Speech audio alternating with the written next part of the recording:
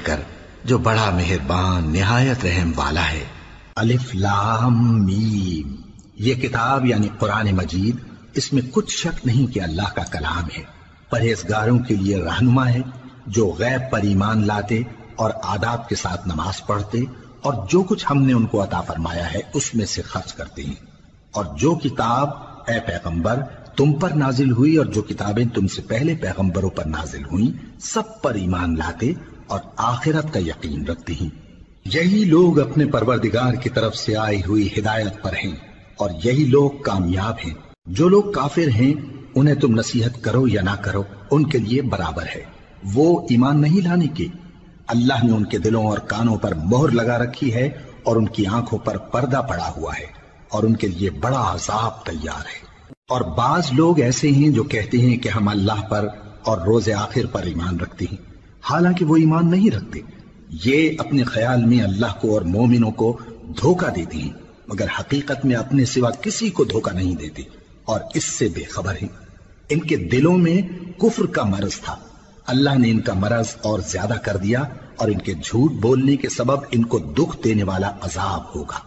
और जब इनसे कहा जाता है कि जमीन में फसाद न डालो तो कहते हैं कि हम तो इस्लाह करने वाले हैं। देखो ये बिलाशुबा मुफसिद हैं लेकिन खबर नहीं रखते। और जब इनसे कहा जाता है कि जिस तरह और लोग ईमान ले आए तुम भी ईमान ले आओ तो कहते हैं भला जिस तरह बेवकूफ ईमान ले आए हैं उसी तरह हम भी ईमान ले आए।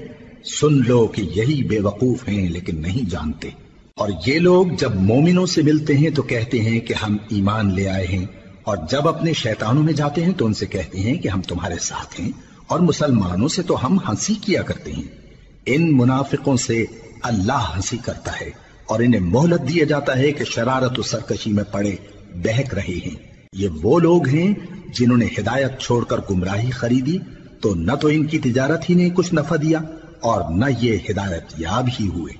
इनकी मिसाल उस शख्स की सी है जिसने शबे तारीख में आग जलाई, जब आग ने उसके इर्द गिर्द की चीजें रोशन की तो अल्लाह ने उन लोगों की रोशनी जायल कर दी और उनको अंधेरों में छोड़ दिया कि कुछ नहीं देखते। ये बहरे हैं, गूंगे हैं, अंधे हैं कि किसी तरह सीधे रास्ते की तरफ लौट ही नहीं सकते। या इनकी मिसाल में किसी है कि आसमान से बरस रहा हो और उसमें अंधेरे पर अंधेरा छा रहा हो और बादल गरज रहा हो और बिजली कौंद रही हो, तो ये कड़क से डर कर मौत के खौफ से कानों में उंगलियां दे ले। और अल्लाह काफिरों को हर तरफ से घेरे हुए है, करीब है कि बिजली की चमक इनकी आंखों की बसारत को उचक ले जाए। जब बिजली चमकती और इन पर रोशनी डालती है तो उसमें चल पड़ते हैं और जब अंधेरा हो जाता है तो खड़े के खड़े रह जाती हैं। और अगर अल्लाह चाहता तो इनके कानों की सुनवाई और आंखों की बीनाई दोनों को जायल कर देता। बिलाशुबा अल्लाह हर चीज पर कादिर है। लोगों, अपने परवरदिगार की इबादत करो जिसने तुमको और तुमसे पहले लोगों को पैदा किया ताकि तुम उसके अजाब से बचो, जिसने तुम्हारे लिए जमीन को बिछोना और आसमान को छत बनाया और आसमान से मे बरसाकर तुम्हारे खाने के लिए अनवाओ अक़साम के मेवे पैदा किए। बस किसी को अल्लाह का हमसर न बनाओ और तुम जानते तो हो। और अगर तुमको इस किताब में जो हमने अपने बंदे पर नाजिल फरमाई है कुछ शक हो तो इसी तरह की एक सूरत तुम भी बना लाओ और अल्लाह के सिवा जो तुम्हारे मददगार हों उनको भी बुला लो अगर तुम सच्चे हो। फिर अगर ऐसा न कर सको और हरगिज नहीं कर सकोगे तो उस आग से डरो जिसका ईंधन आदमी और पत्थर होंगे और जो काफिरों के लिए तैयार की गई है। और जो लोग ईमान लाए और नेक अमल करते रहे उनको खुशखबरी सुना दो कि उनके लिए नेमत के बाग हैं जिनके नीचे नहरें बह रही हैं। जब उन्हें उनमें से किसी किस्म का मेवा खाने को दिया जाएगा तो कहेंगे ये तो वही है जो हमको पहले दिया गया था। और उनको एक दूसरे के हम शक्ल मेवे दिए जाएंगे और वहां उनके लिए पाक बीवियां होंगी और वो बहिश्तों में हमेशा रहेंगे। अल्लाह इस बात से आर नहीं करता कि मच्छर या इससे बढ़कर किसी चीज मसलन मक्खी मकड़ी वगैरह की मिसाल बयान फरमाए। अब जो मोमिन हैं वो यकीन करते हैं कि वो उनके परवरदिगार की तरफ से सच है और जो काफिर हैं वो कहते हैं कि इस मिसाल से अल्लाह की मुराद ही क्या है। इससे अल्लाह बहुतों को गुमराह करता है और बहुतों को हिदायत बख्शता है और गुमराह भी करता है तो नाफरमानों ही को, जो अल्लाह के इकरार को मजबूत करने के बाद तोड़ देते हैं और जिस चीज यानी रिश्ते कराबत के जोड़े रखने का अल्लाह ने حکم دیا ہے اس کو قطع کیے ڈالتی ہیں اور زمین میں خرابی کرتے ہیں، یہی لوگ نقصان اٹھانے والے ہیں۔ کافرو، تم اللہ سے کیوں کر منکر ہو سکتے ہو؟ جس حال میں کہ تم بے جان تھے تو اس نے تم کو جان بخشی، پھر وہی تم کو مارتا ہے، پھر وہی تم کو زندہ کرے گا، پھر تم اسی کی طرف لوٹائے جاؤ گے۔ وہی تو ہے جس نے سب چیزیں جو زمین میں ہیں تمہارے لیے پیدا کی، پھر آسمانوں کی طرف متوجہ ہوا تو ان کو ٹھیک ٹھیک 7 آسمان بنا دیا، اور وہ ہر چیز سے خبردار ہے۔ اور وہ وقت یاد کرنے کے قابل ہے جب تمہارے پروردگار نے فرشتوں سے فرمایا کہ میں زمین میں اپنا نائب بنانے والا ہوں۔ انہوں نے کہا، کیا تو اس میں ایسے شخص کو نائب بنانا چاہتا ہے جو خرابیاں کرے اور کچھ تو خون کرتا پھرے؟ اور ہم تیری تعریف کے ساتھ تسبیح و تقدیس کرتے رہتے ہیں۔ فرمایا، میں وہ باتیں جانتا ہوں جو تم نہیں جانتے۔ اور اس نے آدم کو سب چیزوں کے نام سکھائے، پھر ان کو فرشتوں کے سامنے کیا اور فرمایا کہ اگر سچے ہو تو مجھے ان کے نام بتاؤ۔ انہوں نے کہا، تو پاک ہے، جتنا علم تو نے ہمیں بخشا ہے اس کے سوا ہمیں کچھ معلوم نہیں، بے شک تو دانا ہے، حکمت والا ہے۔ تب اللہ نے آدم کو حکم دیا کہ آدم، تم ان کو ان چیزوں کے نام بتاؤ۔ سو جب انہوں نے ان کو ان کے نام بتائے تو فرشتوں سے فرمایا، کیا میں نے تم سے نہیں کہا تھا کہ میں آسمانوں اور زمین کی سب پوشیدہ باتیں جانتا ہوں، اور جو تم ظاہر کرتے ہو اور جو پوشیدہ کرتے ہو سب مجھ کو معلوم ہے۔ اور جب ہم نے فرشتوں کو حکم دیا کہ آدم کے آگے سجدہ کرو تو وہ سب سجدے میں گر پڑے مگر شیطان نے انکار کیا اور غرور میں آ کر کافر بن گیا۔ اور ہم نے کہا کہ اے آدم، تم اور تمہاری بیوی بہشت میں رہو اور جہاں سے چاہو بے روک ٹوک کھاؤ پیو، لیکن اس درخت کے پاس نہ جانا، نہیں تو ظالموں میں ہو جاؤ گے۔ پھر شیطان نے دونوں کو اس درخت کے بارے میں پھسلا دیا اور جس عیش و نشاط میں تھے اس سے ان کو نکلوا دیا۔ تب ہم نے حکم دیا کہ بہشت بری سے چلے جاؤ، تم ایک دوسرے کے دشمن ہو، اور تمہارے لیے زمین میں ایک وقت تک ٹھکانہ اور معاش مقرر کر دیا گیا ہے۔ پھر آدم نے اپنے پروردگار سے کچھ کلمات سیکھے اور معافی مانگی تو اس نے ان کا قصور معاف کر دیا۔ بے شک وہ معاف کرنے والا ہے، بڑا مہربان ہے۔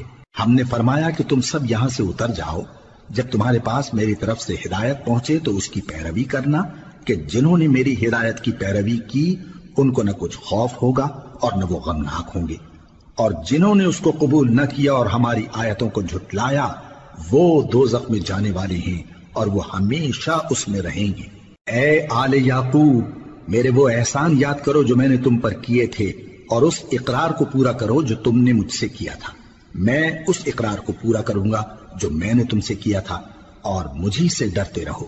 اور جو کتاب میں نے اپنے رسول محمد صلی اللہ علیہ وآلہ وسلم پر نازل کی ہے، جو تمہاری کتاب یعنی تورات کو سچا کہتی ہے، اس پر ایمان لاؤ اور اس سے منکر اول نہ بنو، اور میری آیتوں میں تحریف کر کے ان کے بدلے تھوڑی سی قیمت یعنی دنیاوی منفعت نہ حاصل کرو، اور مجھی سے خوف رکھو، اور حق کو باطل کے ساتھ نہ ملاؤ، اور سچی بات کو جان بوجھ کر نہ چھپاؤ، اور نماز پڑھا کرو اور زکوٰۃ دیا کرو، اور اللہ کے آگے جھکنے والوں کے ساتھ جھکا کرو۔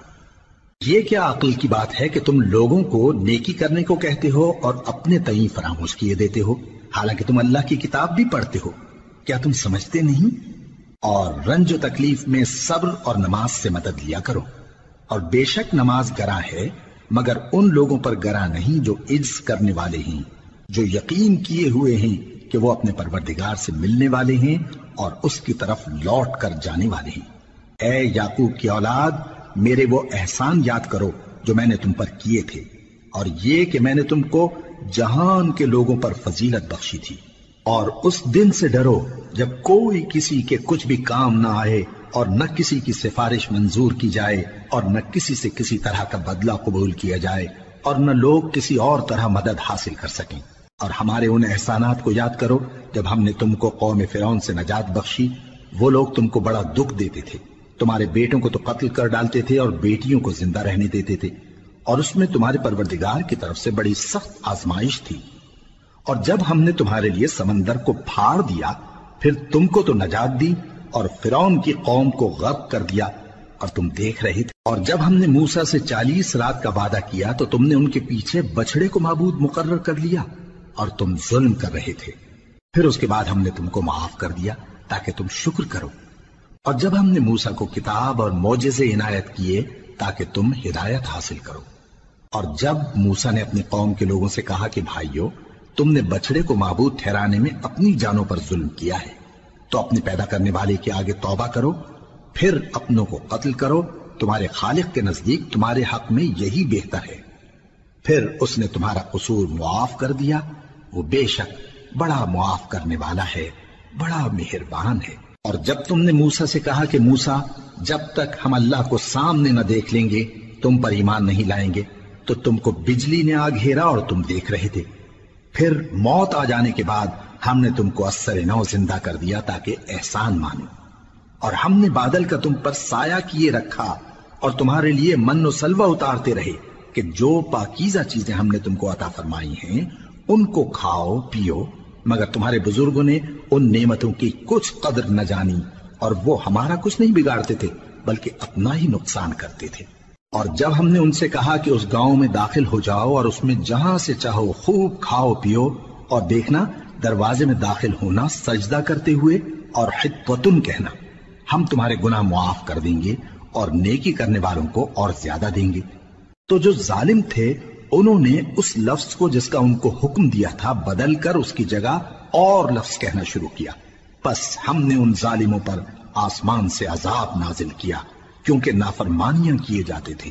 اور جب موسیٰ نے اپنی قوم کے لیے ہم سے پانی مانگا تو ہم نے کہا کہ اپنی لاٹھی پتھر پر مارو، انہوں نے لاٹھی ماری تو اس میں سے 12 چشمے پھوٹ نکلے، اور تمام لوگوں نے اپنا اپنا گھاٹ معلوم کر کے پانی پی لیا۔ ہم نے حکم دیا کہ اللہ کی عطا فرمائی ہوئی روزی کھاؤ اور پیو، اور زمین میں فساد نہ کرتے پھرنا۔ اور جب تم نے کہا کہ موسیٰ، ہم سے ایک ہی کھانے پر صبر نہیں ہو سکتا، تو اپنے پروردگار سے دعا کیجئے کہ ترکاری اور ککڑی اور گیہوں اور مسور اور پیاز وغیرہ جو نباتات زمین سے اگتی ہیں ہمارے لیے پیدا کر دے۔ انہوں نے کہا کہ عمدہ چیزیں چھوڑ کر ان کے بدلے ناقص چیزیں کیوں چاہتے ہو؟ اگر یہی چیزیں مطلوب ہیں تو کسی شہر میں جا اترو، وہاں جو مانگتے ہو مل جائے گا۔ اور آخر کار ذلت و رسوائی اور محتاجی و بے نوائی ان سے چمٹا دی گئی، اور وہ اللہ کے غضب میں گرفتار ہو گئے۔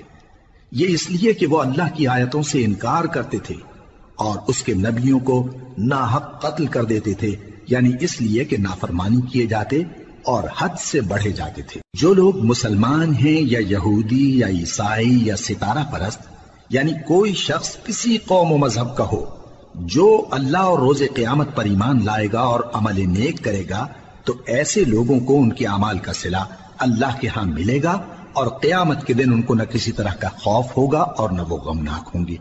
اور جب ہم نے تم سے عہد کر لیا اور کوہ طور کو تم پر اٹھا کھڑا کیا اور حکم دیا کہ جو کتاب ہم نے تم کو دی ہے اس کو زور سے پکڑے رہو، اور جو اس میں لکھا ہے اسے یاد رکھو تاکہ عذاب سے محفوظ رہو، پھر تم اس کے بعد عہد سے پھر گئے، سو اگر تم پر اللہ کا فضل اور اس کی مہربانی نہ ہوتی تو تم خسارے میں پڑ گئے ہوتے۔